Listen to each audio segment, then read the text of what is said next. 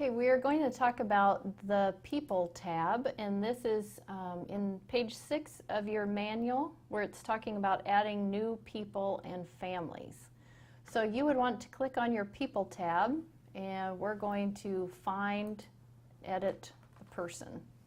So this comes here to the person search, and we want to put in the last name. So the person we're going to look for is, the last name is Silver, okay? And the first name is Julie. Most of the time we like to just put in the first initial of the first name, and that's in case we make any mistakes as far as spelling. They may spell their name really different and we don't have the correct spelling. We also want to go to member status, and you'll see these little arrows here.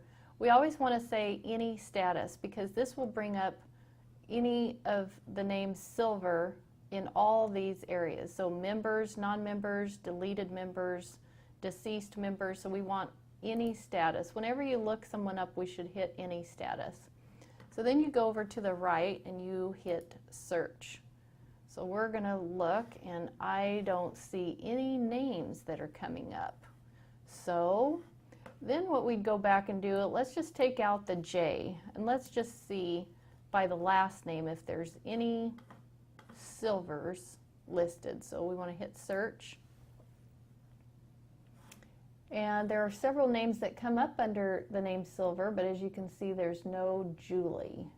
So what we're going to do, and what you want to see over here too, is under organization, because I'm the conference clerk, I'm going to show everyone in the conference. So this Lenora, or Lenola, she's a member of the Bremerton Church.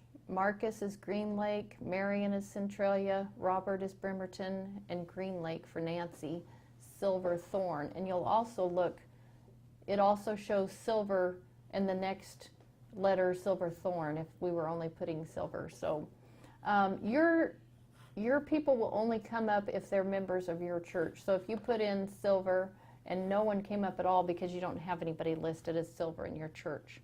So what we're going to do, we're going to say, okay, Julie Silver is not a member. So we're going to say we want to add, which will be under the new family tab. This is where you put in all the information for a new person that's coming as a member to your church. So we're going to put Silver. You do need to capitalize here because that's what it'll look like. Put in the first name.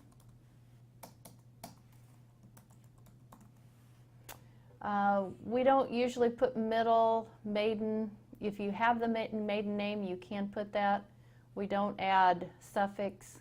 A lot of times we have emails and a lot of times we don't, so put that if you have it. And then a mobile work phone, either one, that would be great. You want to go over here and we're going to make sure, I'm going to just say that she's going to be a member of the Auburn Adventist Academy Church. That's where you put the church. Here we want to say that she is a female. Marital status, if you know this, this is, even if her husband is not a member of the church, you know, if you put married, that's a good thing if you know that. Otherwise, you know, any of these options, you want to do that. We're going to say that she's single at this time. And her birthday is going to be 5/5 of 79. Okay? Then you want to come down here to the address, and this is where you would list her address. So we're going to say that she lives on 1000 East 94th Avenue. And you want to make sure that you get this correct. Okay, you want to go down to the city. We're going to say that she lives in Auburn, Washington. Okay. Then there's no need to fill these blanks in. If you go over here, what this is saying is, this will come up, so we'll go back and look at that.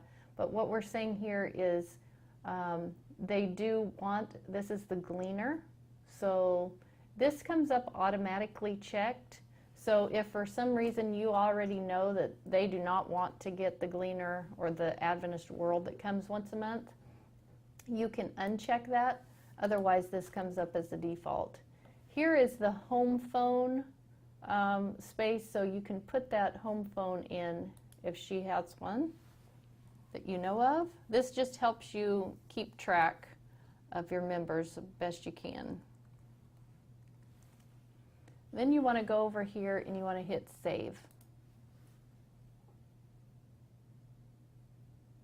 Okay, so what this comes up, you'll see Julie Silver. It's a female, single, the church, and this is coming up as a non-member, okay? So the primary contact that went ahead and filled that in is Julie Silver, and there you can see her phone number. Now this is saying that over here this is a not valid address, and sometimes they really aren't. Sometimes the Postal Service, even if it says not valid, it will deliver that. So you just want to make sure that you have the right address for that. Okay, and these tabs, when you click on this tab, it says personal. If you happen to know their marriage date, any of these things, most of the time we don't have all that information. Membership, it will show when we baptize Julie. I will show you that it will come up and the baptismal dates will be there.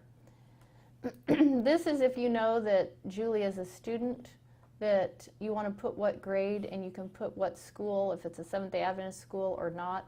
Most of the time we do not do this because when you do this, you just have to be super organized, and every year you're going to be going in here and changing this, otherwise it won't be correct information. So we don't use this very often. If they have done a background check, this will be where it says that from the conference. It'll have that information. This is for notes. If you have something that you would like to put in here that Julie lives with her grandparents, or any type of other information you'd like to put that, you can put that in the notes section. For offices, this is if she holds any offices in the church. Maybe Julie is the clerk of your church, so this is where it will come up and say that. If she's on any committees, and here's the tag, one that we don't really use. So going back to the family unit, when you're through with all this, you can see that she is listed there. From here, I'm going to go